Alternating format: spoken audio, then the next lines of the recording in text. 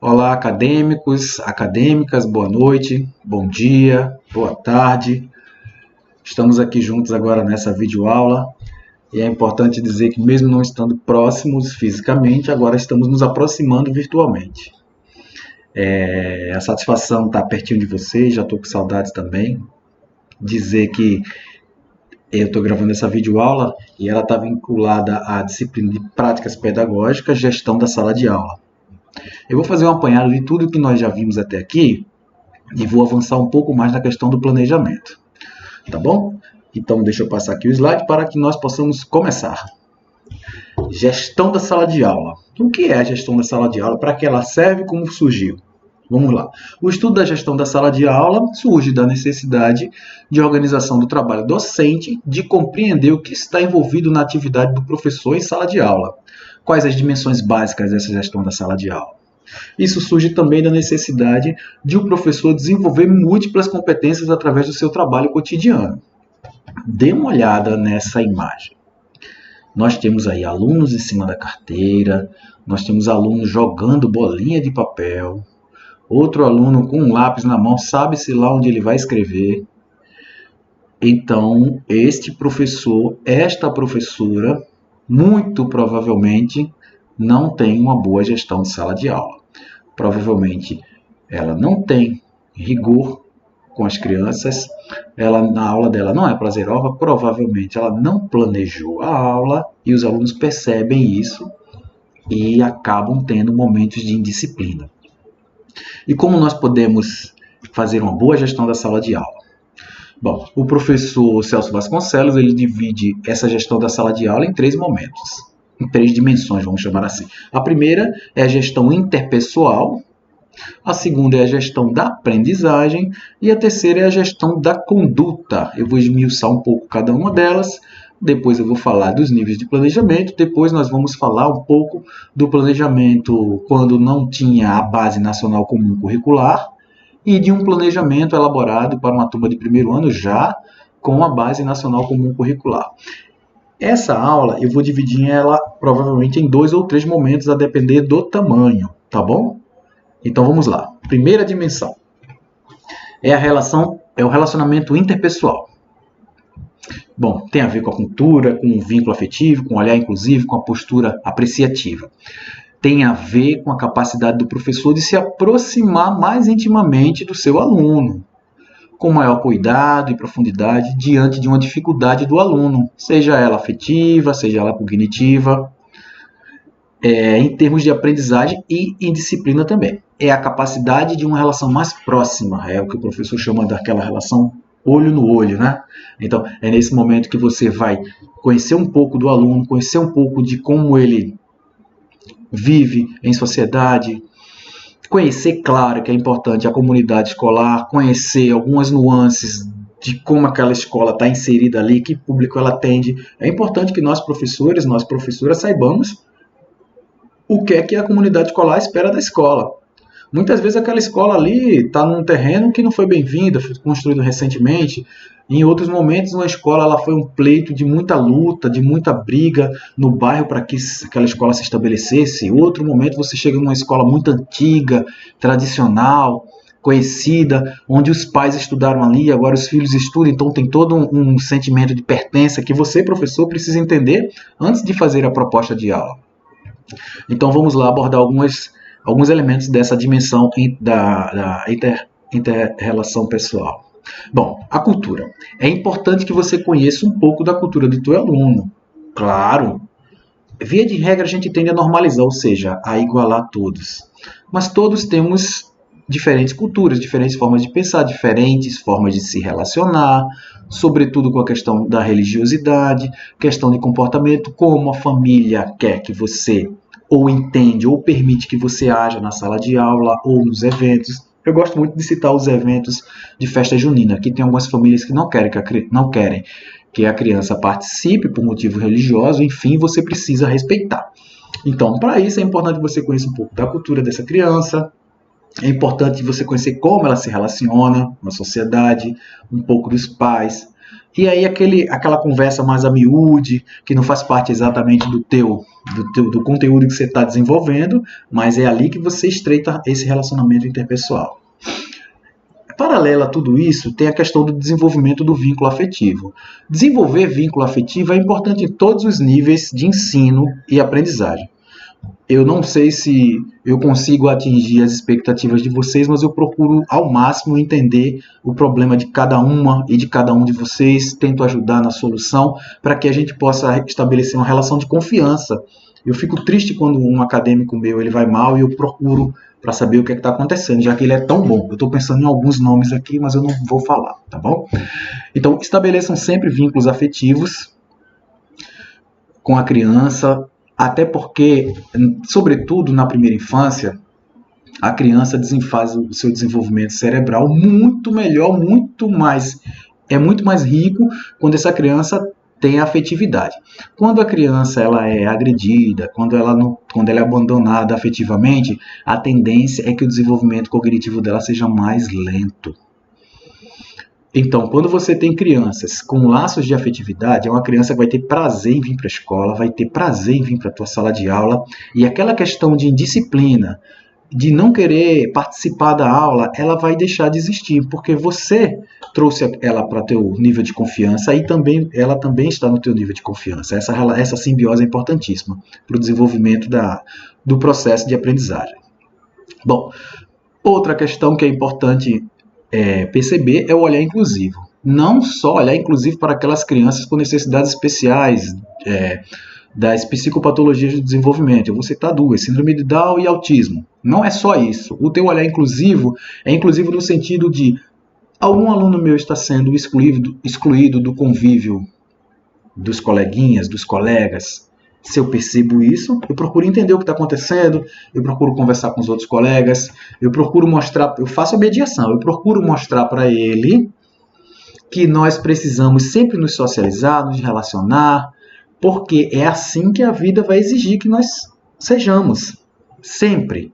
Então, nós precisamos intervir sempre quando a gente perceber que uma criança está sendo excluída, que ela está indo mal na prova, procurar saber o que foi. Se uma criança ela tem alguma necessidade especial, a gente precisa incluir, fazer com que todos os outros participem. Ou seja, esse olhar inclusivo, ele vai ao encontro de uma proposta de união, de uma proposta de simbiose, de desenvolvimento coletivo. Tá bom? Agora, a postura apreciativa. Essa postura apreciativa é o teu olhar. É o teu olhar apreciando o que está acontecendo para que você possa traçar suas conclusões. Esse olhar apreciativo faz com que você perceba algumas coisas que você não costuma perceber no dia a dia. Não está no teu planejamento isso, não está no conteúdo trabalhado. Ele é algo que acontece. Isso é algo que acontece e você precisa perceber para poder intervir, para poder mediar. Quando as crianças vão bem, elogie. Sempre elogie. E quando as crianças não forem tão bem, estimule-os. Estimule-os para que ele possa ir bem e não desanimar. Porque isso tudo você cria essa questão do vínculo interpessoal e a tua aula fica muito mais prazerosa e você vai ter um domínio de sala muito maior. A outra dimensão da gestão da sala de aula é com relação à gestão da aprendizagem, que envolve aí dar uma aula que essa aprendizagem ela seja significativa, que a mediação do professor esteja presente, seja intensa nesse processo, que as crianças, os jovens, os adolescentes ao qual você é professor, que eles desenvolvam as suas habilidades e competências, e também a gente vai falar um pouco da questão da avaliação. Mas antes disso eu quero ler para vocês aqui o que eu escrevi. Que a gestão da aprendizagem, a adequação do espaço para que os alunos construam conhecimento. Perceberam? Construam conhecimento. Requer o envolvimento de todos e depende da forma como o professor realiza a gestão na sala de aula. Ou seja, a forma que você organiza a tua aula, a forma que você organiza a tua sala de aula, a forma como você interage com os alunos vai contribuir decisivamente para o desenvolvimento deles. Portanto, a aprendizagem dos conteúdos científicos e da vivência do contexto da escola não prescinde o diálogo, ou seja, não é mais importante que o diálogo e do que a tomada de decisões em conjuntos desses sujeitos envolvidos nesse processo. E quem são esses sujeitos? É você, professor, você, professora, seus alunos e a escola. Todos precisam ser ouvidos. Então, quando você vai fazer um projeto está decidindo qual projeto que você vai fazer para atingir uma determinada habilidade, um determinado conhecimento específico, converse com seus alunos, pergunte o que eles gostariam de fazer, a participação dele no processo das escolhas das atividades, isso é importantíssimo, motiva. Se ele escolheu a atividade, ele vai se envolver com a atividade. Então percebam que em alguns momentos você, enquanto simplesmente direciona da forma que você julga melhor, e em vários momentos é uma forma muito positiva, muito produtiva também, mas o aluno ele não participa. Alguns deles eles resistem. Então, quando você oferece a possibilidade deles escolherem, o nível de participação é muito maior. Eu já fiz essa experiência com vocês e deu super certo, né? O problema é que a gente discute um pouquinho antes de chegar a uma conclusão, mas a democracia é isso, é participação, é diferença de ideias, é debates e uma simbiose. É eu ceder para que aquela ideia principal ela aconteça. E nós estamos na escola ajudando a desenvolver cidadãos, né? E os cidadãos, eles estão envoltos a questões de discussões políticas, sociais e em prol sempre da coletividade. Bom, outra dimensão é com relação à gestão da conduta. Bom, a gestão da conduta refere-se às habilidades de procedimento necessárias para resolver problemas disciplinares em sala de aula. Ou seja, diz respeito à construção das normas, das regras de convivência, para garantir o cumprimento das normas construídas na escola de forma democrática e participativa. Vamos lá. Alguns elementos estão envoltos dessa gestão da conduta. Como você se porta na sala de aula? Como você se porta? Como é o teu comportamento na escola?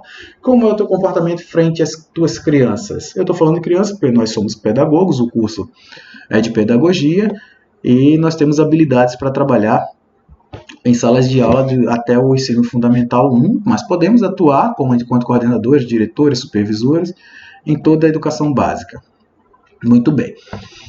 Voltando, como é a sua conduta? Como é a conduta dos teus alunos? Como eles se comportam? É essa dimensão da gestão da sala de aula que nós vamos tratar agora. Veja, 3 elementos principais eu trouxe como destaque para vocês aí do professor Júlio Furtado nesse diagrama que ele elaborou e eu achei muito interessante. O primeiro é o poder. O poder está presente em todas as relações sociais. Não precisa ser desrespeitoso ou um poder que seja hierárquico e opressor. Não é isso. Mas você, professor, tem o poder, por exemplo, de realizar o plano de aula. Você, professor, professora, tem o poder ou prerrogativa, se assim preferir, de colocar a tua sala numa roda, num formato de U, de você quebrar com aquelas linhas de uma carteira atrás da outra, que é o modelo da educação bancária, que o Paulo Freire tanto criticou. Você tem esse poder. Você tem o poder de influenciar positivamente. Você tem até o poder coercitivo, que muitas vezes é usado de uma forma errônea, ameaçando a nota, suspendendo o aluno de alguns benefícios, entre aspas, atribui alguns castigos severos. Você tem esse poder.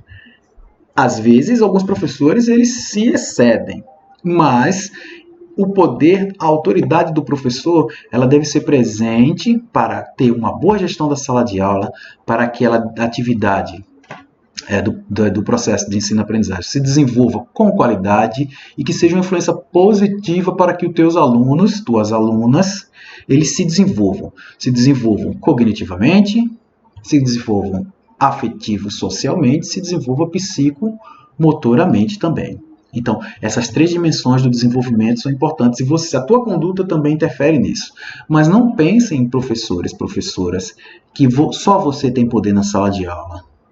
O Michel Foucault ele fala que o poder é uma teia, como se fosse uma teia de aranha, está em todos os lugares. Você puxa para um lado, alguém vai resistir do outro. Seus alunos, por menores que eles sejam, ele tem o poder de fazer a tua aula ser prazerosa. Eles têm o poder de participar ou não. Eles têm o poder de muitas vezes fazer você sorrir ou você se entristecer. É verdade, eu conheço vários professores, várias professoras que têm dificuldades com a sua conduta, com a sua gestão de sala de aula e que em diversos momentos já se entristeceram com o comportamento da turma. Mas percebam, Se o professor planejou bem a sua aula, se a sua aula é prazerosa, se ele trata o aluno com afetividade, se ele conhece um pouco da vida do aluno, dificilmente ele vai ter problemas de indisciplina ou momentos desagradáveis na sala de aula que possam interferir ao ponto de interferir na sua saúde psíquica, né? Pois bem, então veja, na questão da gestão da conduta, tem a questão do poder. Agora tem a questão das suas atitudes, da atitude docente. Ora, tem algumas coisas que fazem parte da tua atitude docente e não depende da escola, não depende do MEC, não depende de instituições. Alguns professores gostam muito de falar, de criticar que a educação ela está vinculada a demandas internacionais, que a educação está a serviço do capitalismo. Não estou entrando no mérito se está ou não está. Mas você, professor, professora, enquanto planeja a tua aula, enquanto organiza a tua sala, enquanto tem uma relação afetiva com teus alunos, não depende de nenhum órgão, não depende do MEC, não depende de um momento liberal, não depende do presidente, do prefeito, do governador de plantão. Então, a tua conduta pode trazer excelentes resultados no processo de aprendizagem das crianças e assim como na tua própria satisfação enquanto professor, no teu compromisso enquanto professor, enquanto professora. A visão da indisciplina. Percebam, várias vezes eu já comentei com vocês essa questão de alguns momentos serem momentos de indisciplina ou não. Nós todos, pedagogos, temos que ter discernimento do que é indisciplina e do que não é. Citar exemplos. A criança, quando ela está, segundo Piaget, dos 2 aos 7 anos, ela está numa fase egocêntrica, ou seja, ela é muito possessiva, é a afirmação do eu. Então, ela diz muito não e ela diz muito é meu e não quer dividir. Então, muitos momentos, sobretudo quando você está na educação infantil, isso não vai ser um momento de indisciplina, você vai ter que trabalhar isso de várias formas até que ela se desenvolva com a tua mediação, se desenvolva com o passar do tempo, porque tudo tem um tempo. Todo desenvolvimento tem um tempo e cada aluno tem o seu tempo. E nós, professores, temos que ter domínio desse conhecimento, que o tempo não é igual para todos. A atividade que você passou hoje para desenvolver psicomotricidade, brincando, por exemplo, de coelhinho saita-toca, desenvolveu lateralidade em alguns alunos e em outros não foi suficiente. Cada um tem seu tempo e a gente precisa respeitar isso.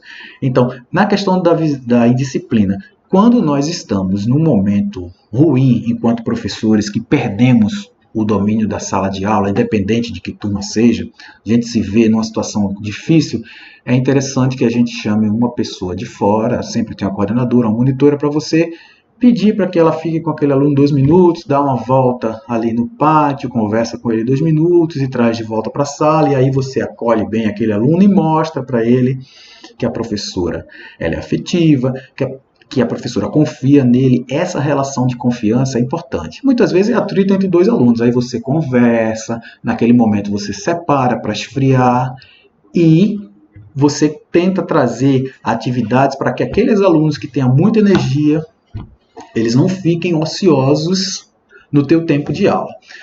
Porque vocês sabem muito bem que tem alunos que ele tem dificuldade de fazer as atividades e acaba indo atrapalhar os outros colegas. Tem aqueles que fazem muito rápido e vão atrapalhar os outros colegas. Tem alunos que não sabem sair da sua carteira, vai lá atrapalhar o outro colega. Então, ou você trabalha em conjunto, faz as duplas, a tua proposta de sala de aula vai fazer com que essa visão de disciplina ela mude. Perceberam? Então, vejam. Envolto a tudo isso, existe uma coisa chamada planejamento. Aí eu pergunto a vocês, o planejamento faz parte da gestão da sala de aula? Como? Por quê? Dê pausa no vídeo, eu vou dar 2 minutinhos para vocês responderem para vocês mesmos e eu volto daqui a pouco para o vídeo não ficar muito longo, tá bom? Vou mudar aqui, vou dar uma pausazinha no vídeo e vou fazer uma parte 2. Um abraço.